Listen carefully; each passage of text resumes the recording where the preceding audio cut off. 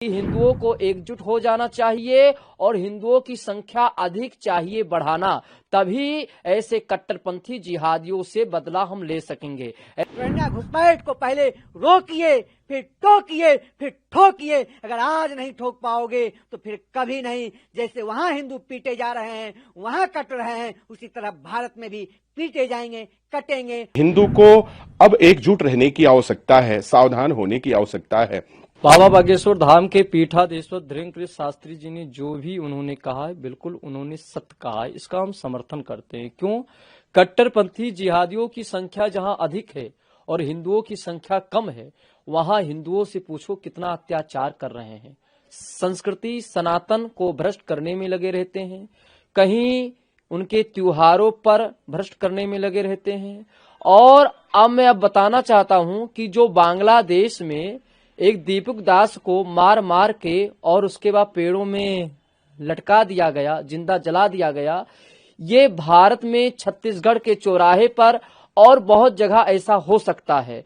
अगर हिंदू एकजुट नहीं होगा, हिंदुओं में एकता नहीं होगा, तो ऐसी स्थिति आ सकता है। इसीलिए सभी संस्कृति और सभी सनातनियों से कहना है कि हिंदुओं को एकजुट हो जाना चाहिए और हिंदुओं की संख्या अधिक चाहिए बढ़ाना, तभी ऐसे कट्टरपंथी जिहादियों से बदला हम ले सकेंगे। ऐसे कट्टरपंथी जिहादियों के कुरानों में लिखा रहता है कि जो गैर हिंदू है उसको पकड़ो, उसके आस्था पर चोट पहुंचाओ, उसको मारो, उसको काटो। जो उनके देवी देवता हैं उन पर आस्था पर चोट पहुंचाओ। ऐसे कट्टरपंथी जिहादी करते हैं। बाबा बागेश्वर धाम के पीठाधीश्वर धीरेन्द्र शास्त्री के बयान का समर्थन करते हैं। बिल्कुल उन्होंने सत्य कहा, इसीलिए हम सत्य कहते हैं। निश्चित रूप से पूज्य बागेश्वर धाम के जो सरकार ने कहा है वह 100% सही कहा है। वो समय दूर नहीं है जिस तरह बांग्लादेश में एक दलित व्यक्ति को पीटा जाता है, मारा जाता है, उसको जिंदा जलाया जाता है,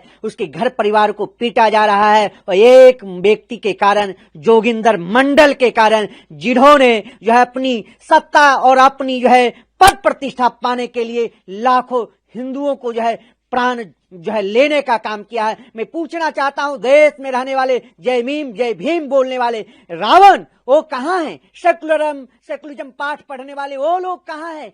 क्यों नहीं बोल रहे हैं? निश्चित रूप से संपूर्ण जनमानस को संगठित होकर के और ऐसे देश में रहने वाले जयचंद मान सिंह जैसे गद्दारों से भी निपटना चाहिए। उन जिहादी कठमुल्ले आतंकवादियों से निपटने के लिए संपूर्ण जनमानस को संगठित हो जाना चाहिए, एकत्रित हो जाना चाहिए और ऐसे जिहादी कठमुल्लों का प्रतिकार करना चाहिए। देश में किसी भी रोहिंग्या घुसपैठ को पहले रोकिए, फिर टोकिए, फिर ठोकिए। अगर आज नहीं ठोक पाओगे तो फिर कभी नहीं। जैसे वहां हिंदू पीटे जा रहे हैं, वहां कट रहे हैं, उसी तरह भारत में भी पीटे जाएंगे, कटेंगे और वो प्रताड़ित होंगे।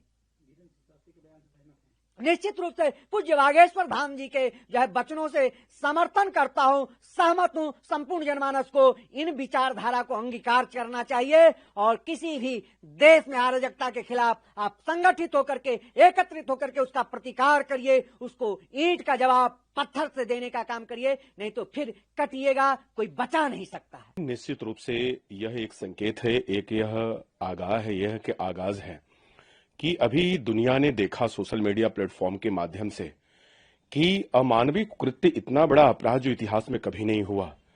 और यह सबसे बड़ी बात केवल हिंदू के लिए नहीं है, यह मानवीय मूल्यों को देख करके अगर देखा जाए तो इंसानियत और मानवता की अगर हम बात करते हैं तो ये सब मिलकर के अगर देखा जाता है तो यही निकल करके आती है कि इतना बड़ा जघन्य अपराध शायद मानव समाज में ऐसा कभी नहीं हुआ है।